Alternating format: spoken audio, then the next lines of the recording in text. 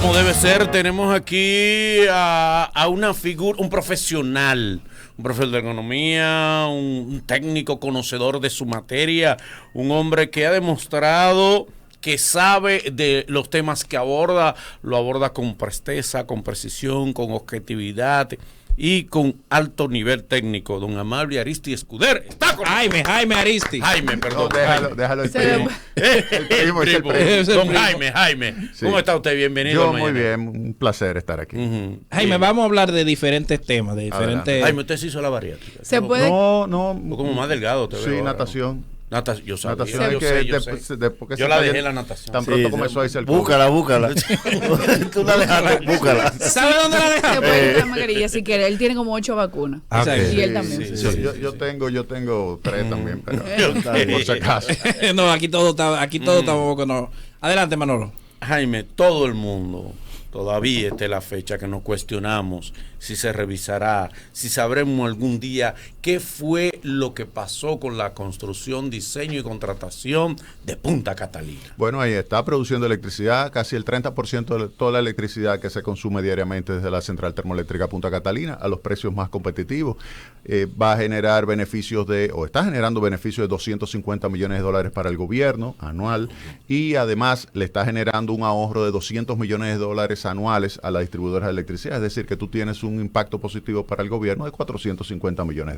Pero se dice que parte de los inconvenientes que está dando Punta Catalina, primero que fue sobrevaluada, se dice que fue extremadamente sobrevaluada y que las cenizas que produce genera dificultad a la hora del manejo y que no afecta e impacte tanto el medio ambiente. No, mira, con relación a la sobrevaluación, cuando se hizo la evaluación por parte de la comisión de lo que era el costo de la central termoeléctrica Punta Catalina, se da cuenta la comisión de que estaba por debajo un 6% de lo que es el promedio de plantas similares, porque ten en cuenta de que esa es una de las plantas más avanzadas del mundo en generación en base a carbón. Tiene unos sistemas de filtro, y de ahí caigo en tu segundo punto con relación a la ceniza. Tiene una captura del 98% de todos los gases, y eso le hace ser una de las plantas que pueden ser perfectamente instaladas o en Europa o en los Estados Unidos, porque es de última generación. Y con relación a la ceniza, lo que se conoce un subproducto que puede perfectamente ser utilizado en el sector construcción, lo que hay que buscarle el uso. Por ejemplo, nosotros estábamos haciendo ya, y se le entregaba a las empresas cementeras para que ellas la pudieran colocar en el proceso de producción de cemento, pero además se pudiera utilizar como rellenos de carreteras, rellenos de minas y otros usos más, como le da por ejemplo Japón. Japón está construyendo actualmente 22 centrales como la Punta Catalina, y las cenizas o subproductos lo utilizan en el sector construcción totalmente, lo que tenemos que utilizarlo también. Yo tengo una curiosidad en cuanto a eso. Por mucho tiempo se utilizó el tema de Punta Catalina como método político, se habló de todo lo malo de Punta Catalina. ¿Por qué? Dato que usted acaba de dar, ¿por qué esa noticia, esa información, ya que la planta es nuestra? ¿Por qué nosotros como ciudadanos no nos enteramos cuáles son los beneficios que nos da Punta Catalina? Porque si usted no lo dice, eso que usted acaba de decir yo no lo sabía. Exacto. Y la planta es nuestra. Mira, nosotros lo decíamos muchas veces, lo que pasa es que se politizó mucho el tema, y ese es el problema cuando tú politizas cosas que son tan fundamentales para la República Dominicana. Después llegas a una situación donde te toca a ti manejarla y entonces te das cuenta de que en realidad es una super planta. Otro tema, don Jaime, canasta familiar. Sí, ha subido en los últimos meses por 2 elementos. Uno, porque se han incrementado los costos a nivel internacional de los insumos, como es el caso del maíz, como es el caso del trigo. Todo eso influye sobre, por ejemplo, el pollo o el precio del pan, que ya está... Ayer anunciaron que iba a subir de nuevo. Exactamente. Entonces, obviamente que eso influye. Luego, tú tienes que se ha manejado mal algunos productos, como es el caso del pollo, porque tiene 2 factores. Por el lado de la demanda, tú tienes un aumento de la demanda debido a la reducción que se ha registrado de la demanda de carne de cerdo por la fiebre porcina africana. Entonces hay un desplazamiento hacia pollo, y esto hace que produzca un aumento del precio de la carne de pollo. Ayer el expresidente Leonel Fernández en su discurso expresaba que el tema de la inflación de la canasta familiar era un tema que no se había manejado bien, en el sentido de que, si bien es cierto que los costos internacionales habían subido, que la República Dominicana había aceptado esa inflación, a diferencia de muchos países en Latinoamérica que habían simplemente se habían opuesto a que se le subiera el costo de lo que se consume internacionalmente. ¿Es eso una posibilidad para un país? ¿Es eso una aseveración correcta la que él dijo? Porque él dice que solamente estamos a la par de Argentina y Brasil, si no me equivoco, otro país, y que básicamente la República Dominicana había aceptado la inflación internacional y no había puesto ningún tipo de traba. Mira, no es que se ha opuesto, es que no ha ejecutado una política comercial adecuada. Por ejemplo, si tú tienes una situación como la que se está viviendo, de que tienes una presión por un aumento de la demanda de carne de pollo porque se desplaza de la de cerdo hacia pollo, en ese momento lo que debió haber hecho el gobierno es promover las importaciones para abastecer ese exceso de demanda que se está registrando. Es algo transitorio en lo que la producción nacional aumenta, suficiente como para abastecer ese exceso de demanda. Aprovechando el momento... Me tocaba a mí. Te tocaba. Tú hiciste dos pisadas. Tú hiciste dos pisadas. ¿Y cuántas preguntas tú tienes hoy? Tengo 17. No, mi amor. Pero tú te lo vas a llevar para tu casa. 17, ¿qué hago? No, me la llevo. Coge dos de las mejores. 17 preguntas. Aprovechando esta coyuntura que parcialmente no estamos en política. El gobierno acaba de cumplir su primer año. Vamos a aprovechar este receso, que este es el tiempo para esta pregunta. Sí. ¿Cuáles son los pros y los contras del gobierno haber adquirido el 100% de Refidonza? Diablo, qué pregunta. Bárbaro, es una pregunta. Wow, y de tema de tapete, no como este. No, él la tenía, Manolo la tenía. Tú verás con lo que yo vengo. Adelante ahí. Mira, Solo esa menudencia. la refinería en realidad se ha quedado obsoleta. Eso implica que hay que hacer realmente inversiones. No sé si el gobierno tiene recursos para hacerlas. Lo que sí es importante es que tiene el control de las instalaciones en términos de almacenes, y esto le da un valor importante a Refidonza. Yo me imagino que con eso es que ellos quisieran decir, bueno, vamos a hacer una operación financiera donde podemos adquirir el resto de las acciones, el 50% de las acciones, a un precio por debajo del precio de mercado, y con eso el gobierno tenía una ganancia de capital y al mismo tiempo tenía el control de una refinería que, aun cuando esté obsoleta, tiene la ventaja de tener los tanques, que eso le da una capacidad de generación de ingreso importante. Una pregunta para ahí mimito. ¿Qué pasa con esos acuerdos? Porque sabemos que dentro del acuerdo que se tenía con Venezuela, nosotros pagábamos con insumos, o sea, nosotros pagábamos con producción nacional. ¿Qué va a pasar con todas esas personas que tenían contrato para pagar con habichuela, con plátano, con que entraron dentro del acuerdo de Petrocaribe? No, eso ya hace tiempo que ya eso murió. Acuérdate que en el 2015 hubo una negociación de recompra de deuda con un súper descuento. Lo único que en ese caso se hizo de gobierno a gobierno, directamente gobierno PDVSA. Obviamente que después de eso ya Venezuela no estaba en condiciones para seguir dándole ese tipo de beneficios a los países de Centroamérica. Eso fue cuando el precio del petróleo llegó a $140, pero después que ya se colocó el precio $20, $30, ya no era tan significativo. Vamos a ver, Manolo, voy a aprovechar si tienes tus días. 7 preguntas. Una. El Nagüero Dale. en el consulado. Primero, 17. la gente, hay una contradicción en lo que tiene que ver con el manejo de la divisa.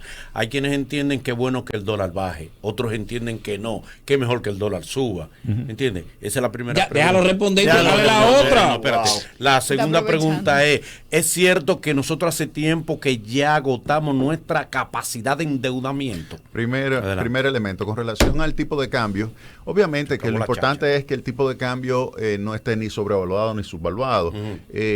Lo que hemos visto en los últimos años es que se mantiene con una tasa de apreciación anual de alrededor del 4%, que te mantiene a ti la competitividad.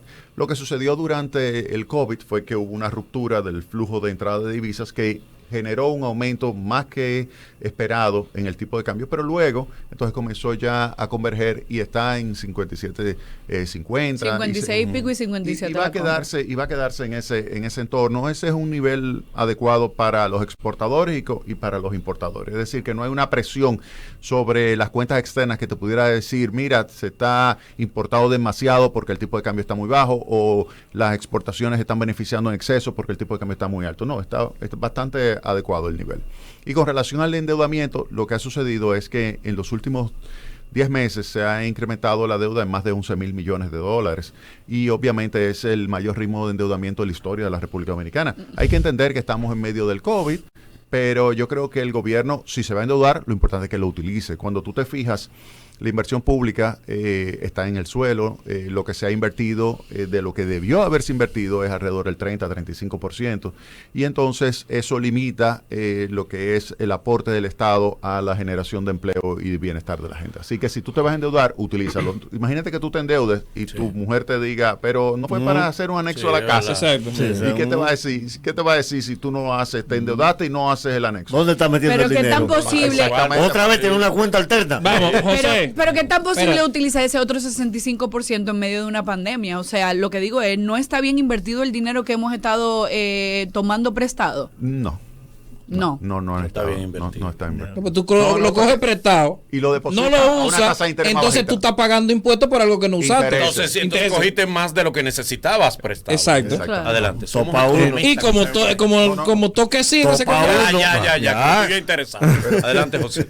Don Jaime, volviendo atrás a la canasta familiar, a mí me Eso gustaría... es lo que le preocupa a él. Lo de los dólares, don No, Jaime, no, es eso porque es- te gana en ah, dólares. exacto. No, yo Él gana sé. en dólares. presiona Y la si economía. sube, Con toda esa película. claro, Eso él gana en Presiona dólares. la economía. Sí. El dólar. Sí, Entonces, a mí- Y esto Tiene es una negocio canasta allá. familiar. Sí, lo vio en la familiar. Mire, volviendo atrás. Te factura en pesos. Exacto. No, a veces. Poco. A veces.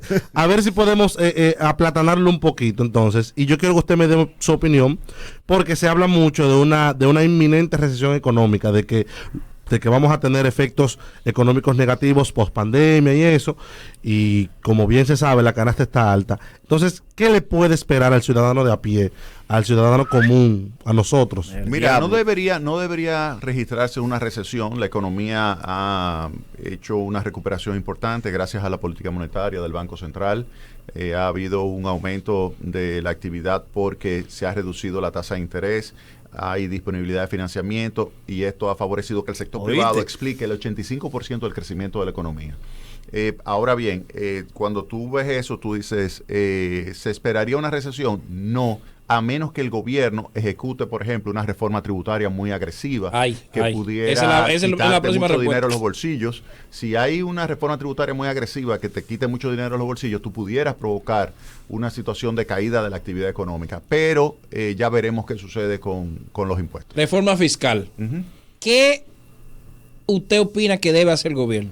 Mira, para que no pase eso que usted acaba de decir. Mira, yo creo que el gobierno primero dijo que iba a reducir en 129.000 millones de pesos el gasto público, no lo ha hecho, lo que ha provocado su política es un incremento fuerte del gasto público. Entonces, primero tiene que reducir 129.000 millones de pesos que está en su programa de gobierno. Y lo segundo es que si va a hablar de incremento de los ingresos, que incremente los ingresos en aquellos que no pagan impuestos.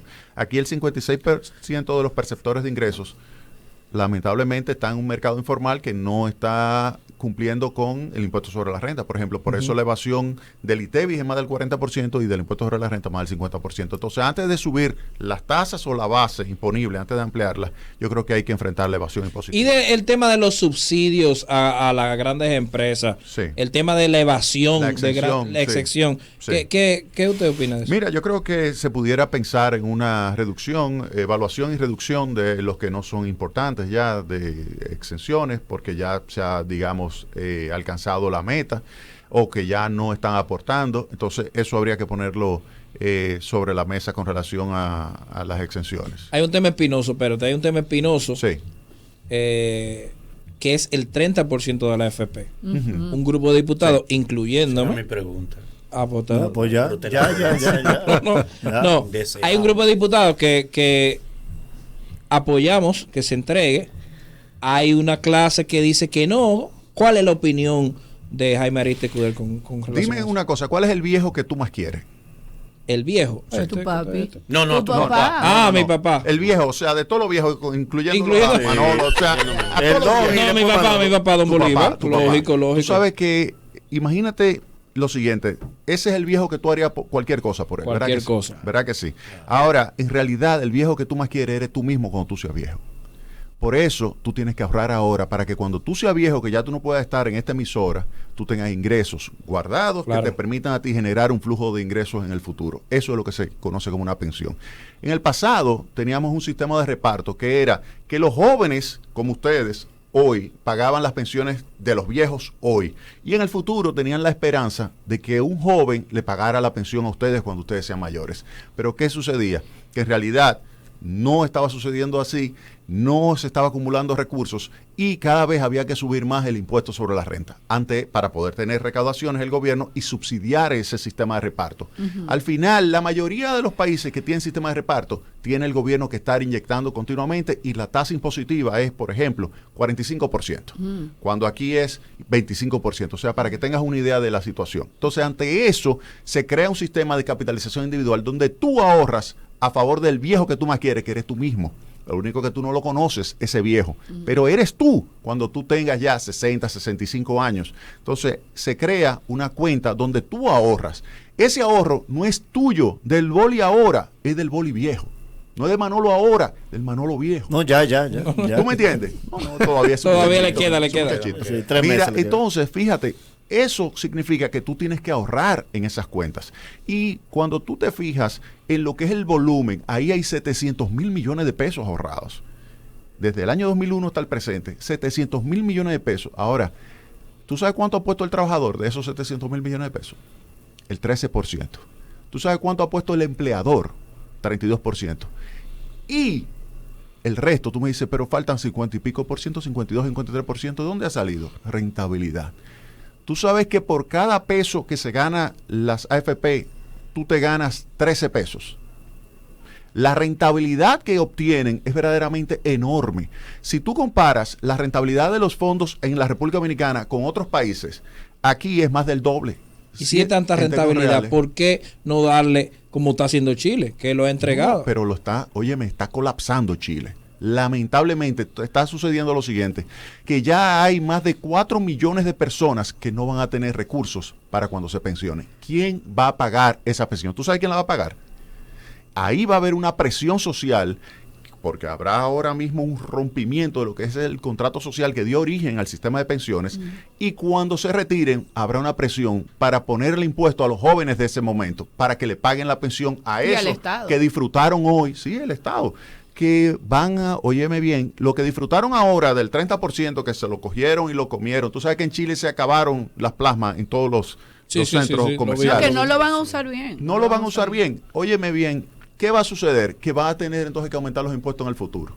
Entonces, no es cuestión de que, no, pero dale ahora el dinero porque no. No, porque es tu dinero, que si yo qué. No, es tu dinero, pero no del boli joven, es del boli viejo. Porque ese fue el contrato social. Fíjate que tú solamente has puesto 13% de lo que tú tienes en esa cuenta, 13%. El resto lo puso tu empleador, que el empleador puede decir, no, pero devuélveme a mí también. Devuélveme mi parte. Porque si ya no es para el boli viejo, que fue el contrato social, el compromiso social que se hizo cuando se creó el sistema de pensiones, entonces boli, mira, llévate tu 13 y dame tu 13 más la parte correspondiente a tu rentabilidad. Pero dame lo mío también. Yo puedo entenderlo, Jaime. Pero ¿y cómo se lo explicamos al que perdió el trabajo? Al que ya, por ejemplo, perdió el trabajo en pandemia. Al que perdió familiares. Al que está pasando hambre hoy porque hubo recorte en los programas sociales. Porque hay una realidad.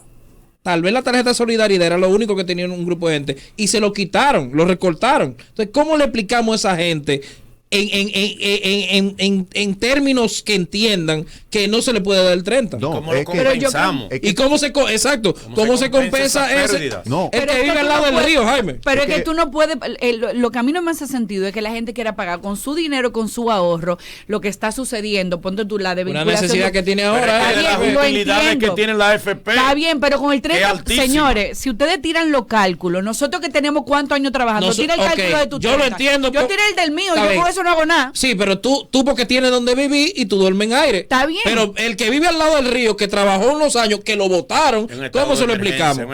Óyeme bien, es el Estado dominicano que debió de haber apoyado. Es que el Estado no debió de haber eliminado ni fase 1, ni fase 2, ni Kenneth Gaza, ni para ti. No lo debió de haber eliminado, porque es que, y se le advirtió al presidente Abinader, no eliminen esos programas en medio de una pandemia. Tú tienes que continuar apoyando y tú tienes los recursos. Fíjate que dice Manolo, pero aquí se ha endeudado muchísimo y no se ha utilizado el dinero. Entonces, ¿cómo es la cosa? tú pudiste haber utilizado en lo que es más importante en una sociedad. ¿Qué es lo más importante en una sociedad? La persona. El Estado se está endeudando, tiene los recursos disponibles. ¿Por qué tú eliminaste esos programas? Tú pudiste haber perfectamente continuado con esos programas de apoyo. Entonces, no es quitándole a tu viejo, no, los recursos, no, es que el Estado ahora te apoye ahora en esta coyuntura hasta que tú consigas el trabajo, porque te voy a decir una cosa, ¿tú sabes cuánto va a terminar el crecimiento de la economía dominicana este año? Probable que sea 10%. ¿Cómo? Y se va a recuperar todavía, sí, por la política monetaria. Entonces, se está recuperando la economía y lo ideal es que el Estado vea eso, te apoye, que tú perdiste el empleo en medio del COVID, hasta que tú recuperes tu trabajo. Lo recuperaste y te desconectas. Y ya con eso tú continúas ya en el mercado de trabajo, pero no tocaste los recursos. No pienses en el 30%, piensa en los ingresos futuros, que cuando tú ya no puedas trabajar, porque ahora tú por lo menos eres fuerte, pero cuando tú ya no puedas trabajar, esos ingresos que te van a dar a ti el sustento para poder vivir en paz. ¿Qué nos espera a nosotros, República Dominicana, en materia de economía, con uno de nuestros principales socios tan golpeado como Haití? Mira, no, pero Nagoro, tú eres un economista, Álvaro. Sí, no, un príncipe. Tú puedes irte. Es el príncipe de la economía. ¿El príncipe de la economía? Sí. Mira, óyeme bien una cosa. El segundo socio comercial de República Dominicana es Haití, sin lugar a dudas. Sí. Haití está en una situación difícil y eso impacta a nuestro sector industrial, que exporta muchísimo a Haití, más de $1,000 millones, y hay un intercambio también informal en la frontera que es significativo. Ahora bien, ¿qué sucede? Haití necesita la ayuda de organismos internacionales que le fondeen su proceso de recuperación. Haití tiene serias dificultades, no solamente por estos choques, el terremoto, las lluvias, sino también problemas estructurales importantes. Ellos vienen aquí a República Dominicana, constituyen una fuerza importante en términos de mano de obra y de impacto favorable a nuestro valor agregado nacional, pero ellos necesitan también desarrollarse allá. Y eso significa que hay que invertir en educación, hay que invertir en salud, hay que invertir en generación de empleo allá. CODEVI, no sé si ustedes lo conocen, Fernando Capellán, es el Grupo M y tiene una empresa que está en la frontera, en Dajabón, y eso tiene más de 10,000 empleados haitianos. O sea, porque la empresa se comunica a través de la frontera y ellos llegan, trabajan y después se van y siguen porque no pasan a República Dominicana. Entonces, ese es el tipo de inversiones que se debería promover, por ejemplo, con la Unión Europea, que está interesada en el desarrollo de ambas naciones. Se pudiera hacer muchísimas inversiones en la frontera que sean comunes, como el caso de CODEVI. Última, Manolo, vamos a ver si es verdad que tú tienes capacidad de conceptualizar. Jaime, hemos vivido lamentablemente la experiencia de que parecería, ¿no?, por los contratos que después debemos en el Estado, que el Estado busca a los técnicos más tarados del universo para que hagan los contratos. Después nos damos cuenta que son contratos leoninos, como el caso de la Barrigol, que hubo que modificarlo, discutirlo, un 97.3.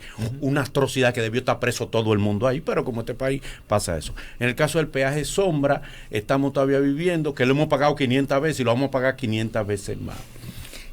¿Qué debe suceder con los contratos que se hacen del Estado? No debe haber una supervisión, aunque sea privada, y que se asuman consecuencias por esos contratos que terminamos pagándolo todos. Mira, yo creo que tú tienes un buen punto ahí. Yo creo que sería interesante tener cierta asesoría de los contratos. O sea, que los contratos, después que se elaboren y que inicie, tú cuentes con una asesoría, sea privada, local o internacional, que le ayude al Estado a sacar el máximo provecho para el pueblo dominicano. Ese sería mi Aquí me hacen una pregunta y es algo que mucha gente tiene sus esperanzas cifradas, que es la ley de extinción de dominio. Sí. ¿El dominicano podrá ver en algún momento que se recupere? Primero que se demuestre que se robó y después que se recupere. Mira, tú tienes ahí, yo creo que esto es un equipo muy inteligente. Muy bien. Primero hay que demostrar que efectivamente es un acto de corrupción, el proceso de acumulación de riqueza que puede exhibir esa persona. Primero.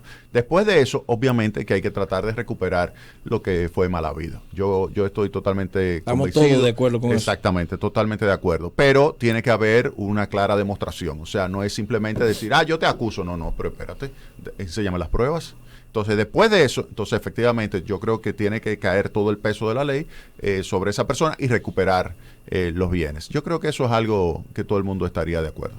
Por último, recomendaciones económicas para el ciudadano de a pie, que es el que no escucha. Para mí. En vista de 2022. Para nosotros, no para Larimar, ni para ¿Cómo para Larimar? La más endeudada de para aquí. Manolo. Manolo tiene propiedades lujosas. Sí, aquí fuera. Aquí fuera. Mira, para el dominicano normal, perseverancia. ¿qué le espera? Perseverancia en el trabajo. Yo creo que hay que salir, como ustedes dicen, estuve viendo lo que tú señalas del barrio. Yo que me crié mis primeros 4 años en Villa Francisca y a partir de ahí siempre estuve en el barrio, porque la familia tenía la farmacia en esa zona, y yo te puedo asegurar que hay que josear. Ese es el término que hay que utilizar. Tú tienes que salir a trabajar de forma perseverante, tú tienes que salir y de todo lo que tú ganes, ahórrate una parte. Aunque tú me digas, pero yo lo que gané fue 100 pesos. Óyeme, ahórrate aunque sea 5, guárdalo, porque ese puñal, eso me lo enseñó mi querida madre, la doctora. Óyeme bien, tú tienes que guardar ahí, aunque sea 1 peso, 2 pesos, que al final granito a granito se llena la gallina el bucho. Entonces yo creo que hay que ahorrar y trabajar de forma perseverante. Y cuidar el además, trabajo que se tiene también, porque hay gente que está remolona. No, hay que Oye, cuidarlo. Manolo, Óyeme no, bien. yo no estoy hablando de Manolo. Pero ella tiene toda la razón. Ayer justo hablábamos de que no es el momento para uno dañar un trabajo. Mira, Yo amo un programa que me miente como este, un programa mentiroso. pero mira, ella tiene toda la razón. Hay muchísima gente que quiere que la despidan para que le paguen su liquidación. O sea, y después Eso es lo que te quiere. No, que el año que viene no va a haber trabajo. Eso es lo que te quiere, pero yo no lo voy a despedir porque me sale muy caro. No, exactamente, preaviso además. No, oye, Sí, no, sí, que sí. si no me lleva las es uno Sí, no, lioso. el dueño del emisor. El dueño del emisor. El dueño. Entonces, yo lo que creo que hay que cuidar el trabajo y además estudiar. Tú tienes que estudiar y no importa la edad, óyeme bien, no importa la edad, hay que seguir estudiando, actualizarse. Fíjense, ahí yo entré y yo vi a esos muchachos trabajando y yo digo, wow, o sea, lo que es la importancia de la tecnología. Y tú puedes hacer ese trabajo desde tu casa y desde cualquier lugar. Entonces yo creo que es importantísimo estarse actualizando. Mira, ahí atrás hay una muchacha que yo le gusto. Muchas gracias, Jaime Arias, por estar con nosotros. Después te vamos a invitar de nuevo. Hay economía de a pie. Sí, eso es lo de nosotros. Vamos a hacerlo. Cosas prácticas. Para mí un placer estar aquí. Gracias. Cuídense.